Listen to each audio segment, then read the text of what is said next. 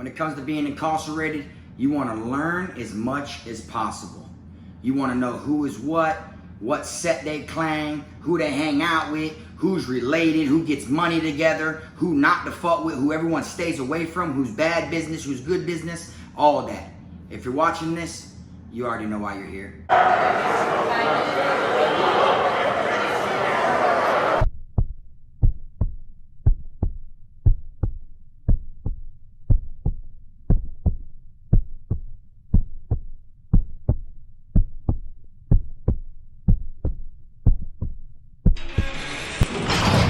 What's up, everybody? You already know, man. Kfrogtv back in the building.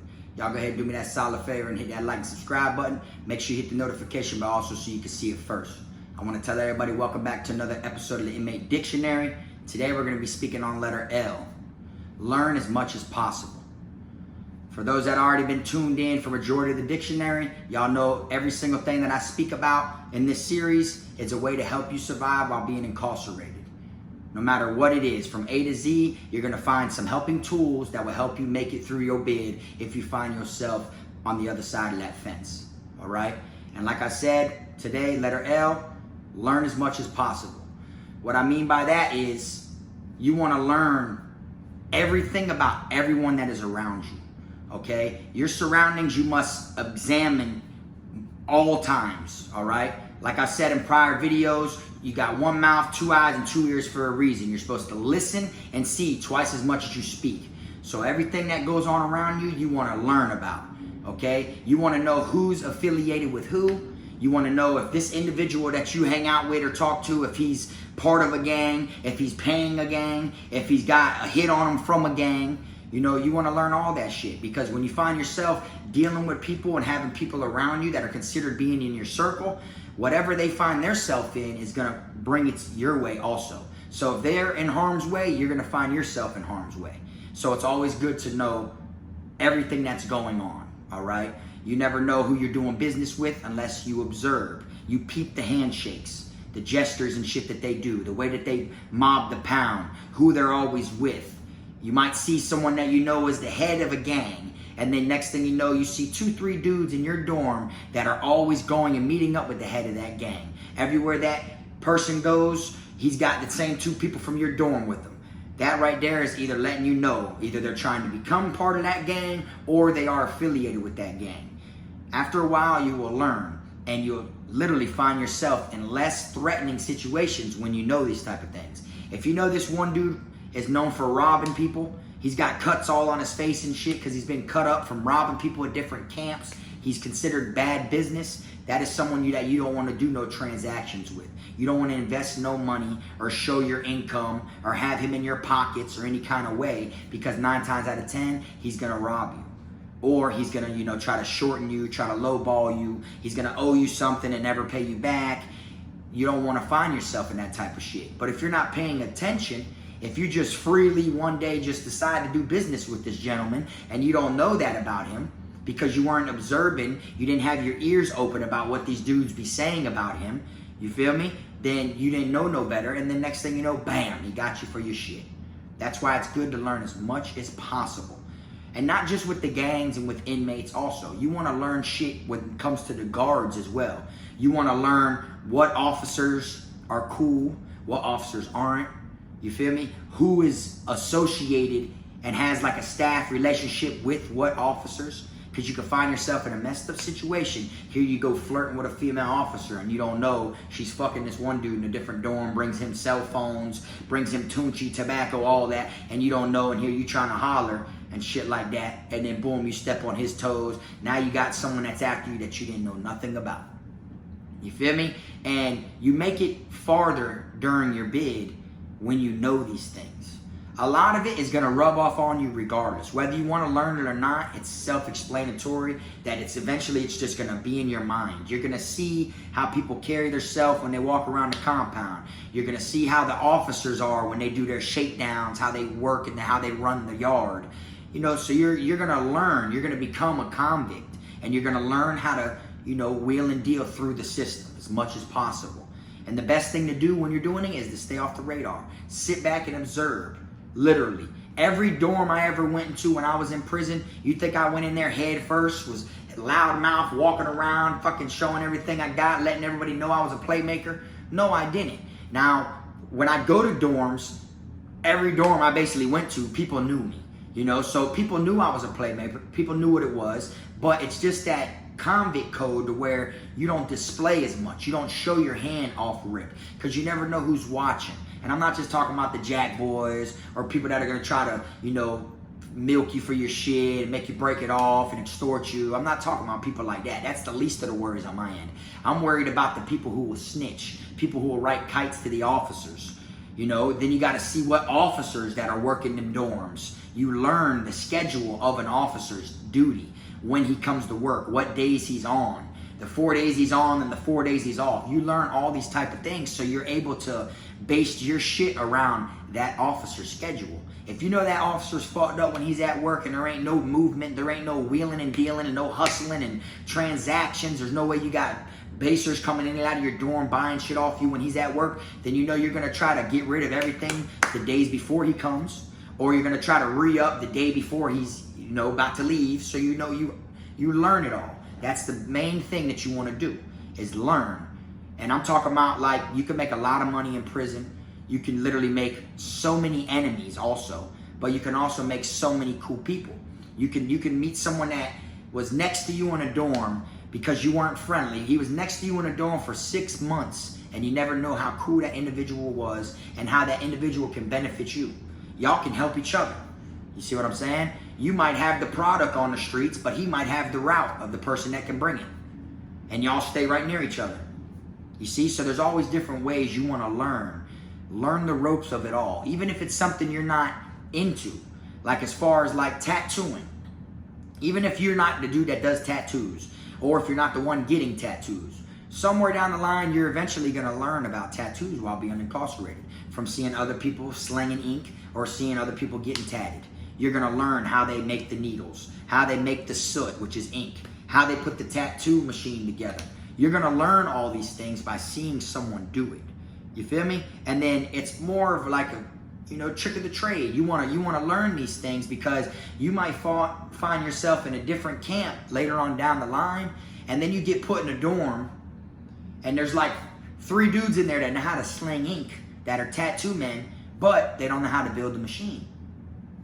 Like they slang ink on the streets, so they're raw, everyone knows, but they're not convict-wise, they didn't learn how to make a machine yet. Or they just came there and never seen no one make the machine. But now you do, because you learned it from a different camp, because you were paying attention, seeing what people, how that dude put that shit together, and now bam, now all of a sudden y'all help each other. You help them, they help you. You put the machine together, you tell them what it is you need, bam, bam, bam, bam. Now you probably get tats for free. You can either get tattoos for free from him anytime you want, because you got the shit figured out how putting a machine together, or he might break you off a little bit each time he does a tattoo on someone. Now you're getting free income just because you're the one that put the machine together. You feel me? Or you taught that dude how to do it. Whatever it is. There's things that you want to learn because it can help you later on down the line, whether you know it or not. And the main thing is to learn who is who. Literally. Because like I said, you could be sitting there chilling with someone, walking around the rec yard with someone that you don't even know is part of an organization. You feel me? You might know him from the streets and you ain't seen him in a long time. You go in there, he walking around the pound with you, vibing and chopping up, you talking to him about the neighborhood, he asking you what the city been like since he's been gone. His people's done sent him a couple pictures, but he wants to ask you what the block like, what's really popping out there, how's it really going? Bitch, I've been gone all these years, I miss it. And through all that, he's excited to see you because he's learning more about the neighborhood when really you looked past that he's a gang member now. And then whatever he finds himself in, off rip, his enemies may become your enemies. So next thing you know, because they seen him with you, they'll feel like, oh, we got to keep eyes on him also. So let's just go get him out of the picture and run up on him and wet him up first. He don't even know it's coming, but we're going to run up on his ass. You feel me? Because he's been hanging out with this dude for the last 2 weeks straight. So he's got to be one of them. And in reality, you just know him from the streets. That's why it's good to learn who is what. You want to learn as much as possible. Same thing when you work in the kitchen. When you work in the kitchen, man, you want to learn how to cook. You want to learn how to sell this shit. You want to learn how to smuggle it back to the dorm, make your money off of it. And even if you're not doing it yourself, it is going to be going on. So it is great to observe. Observe it all, eat it all up, and then you may find yourself down the line the only one in your dorm that works in the kitchen. People be like, bro, hey man, I got $5, bro. You bring me fucking 2 sandwiches today from Chow. Or man, I got $5 if you can bring me a couple bombs of rice. Now, you never did it yourself, but you learned from watching the cook whip that shit on the grill, put that shit in the bags, boom, boom, boom, and wrap itself with saran wrap, smuggle it back. You learned everything, and now you're doing it. So it's good to learn, not only for your own safety and your own protection, but it's good to learn because you can open up doors that lead to hustles, to where you can make money. You can get canteen, you can get real street money behind this type of shit. You want to learn all that shit. As much shit you can soak up, you want to learn from it. And then by you doing this, you're literally learning how to survive in prison. Because by you learning who everybody is, you're learning to keep yourself out of harm's way. By you learning all the different hustles and how to make tattoo guns and how to smuggle shit from the kitchen or how to smuggle things back from medical or whatever it may be, you're learning how to survive. You're learning how to feed yourself to make money while you were in there. See? And you might not need money. You might have a full bank account like I did. When I was in there, boy, my shit was on fuck you. My shit was lovely. Literally, it wasn't a week I went without money. I had more money than you were allowed to get. They only let you get $100 swipe a week. And sometimes I had to put bread in my dog's accounts or some people's account who ain't got no money because $100 ain't gonna last me at all. I run through that shit. I like to eat at the time, you feel me? I like to eat. I like to bet on football games. I like to buy shit. I like to have Class A uniforms, brand new boots, brand new white cocaine Reeboks. I like my clothes to be done personal wash, not what everybody else's. All that shit, you feel me? So me, $100 wasn't lasting me. You know what I'm saying? And then if I needed to, of course, being bored, I spent money on, you know, dope and did what I had to do, hustled, and made money also. So it was everyday cycle. You know what I'm saying? Fast money. You know, so even if you were like me and you had the money regardless, it's still good to know these certain hustles, okay? And the only way to do that is to learn. You're not gonna just wake up one day and know how to do it. You gotta learn. You feel me? If you're good with electronics, you go in there, you'll learn how to fix radios, learn how to fix the jacks on people's headphones and on the end of the MPs and stuff like that. You'll learn how to, you know, burn the earpieces and all that shit with solder and flux, all that. And next thing you know, boom, you're the radio man. People be calling you Radio Shack. People be coming to you for all this shit now. Every time somebody wants something fixed, they coming to you with money in hand to fix that. That's how you get your money to eat. And you learn that because you put your mind into it. You know what I'm saying?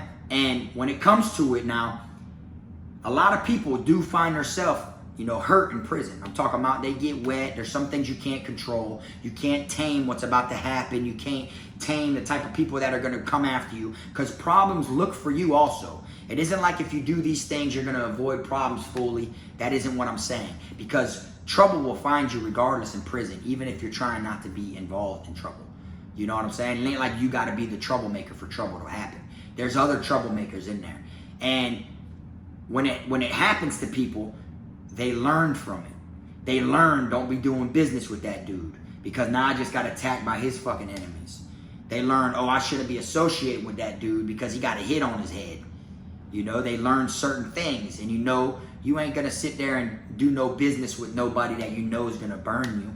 You're not gonna sit here if there's 15 people trying to stab this dude right here, and every time they try to catch him somewhere, they're chasing him with knives trying to wet him. You're not gonna be on the rec yard hitting the dip bar with him, are you?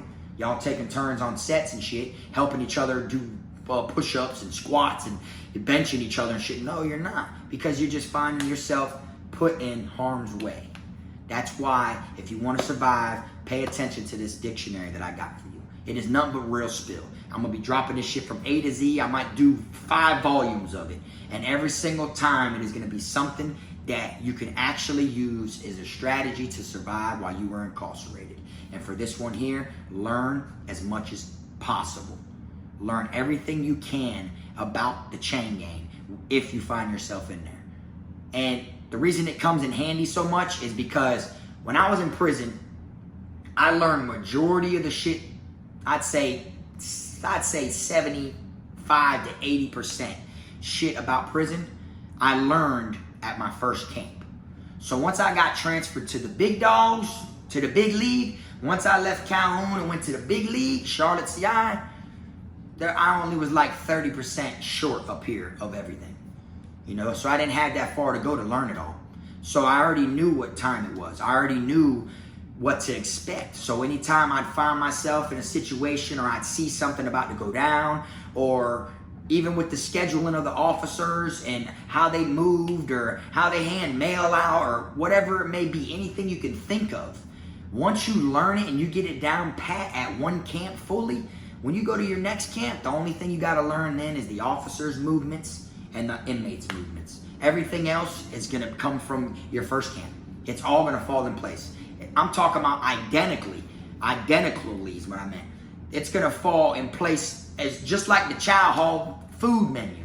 Your ass gets served the same thing no matter what institution you go to down here in the state of Florida. On the same day. If you're supposed to get hot dogs a day at this camp, when you land at this other camp, it's hot dogs that day, whether it's the reception centers or the main camp. So you start learning the schedule of even the food in the chow hall. You learn what you're going to be eating. You could be getting transferred with no menu in sight to see, and you done learned it from so many weeks and shit of knowing what it is that you don't even know you caught on to which tray you're going to be receiving when you land at this next camp. And that's how it is. But how though? Because you paid attention. Them little things add up. Them little things you know you can't help but to lock it in, you know. And it ain't like, oh, every Saturday we get hot dogs and beans. No, it isn't like that. It might be like once or 2 weeks out of the month it might be like that. But like 2 days every other week and a half or something. But it isn't to where it's like the same thing 7 days a week. Or this week's like this for the meals, next week's like this for the meals, so it's easy to just switch through 2 weeks. No, it's literally 4 weeks of different food, you know, but you learn it, and you can find yourself in a better situation, because you can literally, like, you might need to get on someone's cell phone. You feel me? You might need to get on someone's cell phone, and y'all are on a bus. Y'all are being transferred, and one of the dudes on the bus done smuggled his cell phone on there. And you tell him, yeah, when we get where we're going, bitch, I got you with my chicken, dog. Today's Tuesday, I give my chicken where we go, bro. You feel me? Let me get a phone call real quick while we're driving.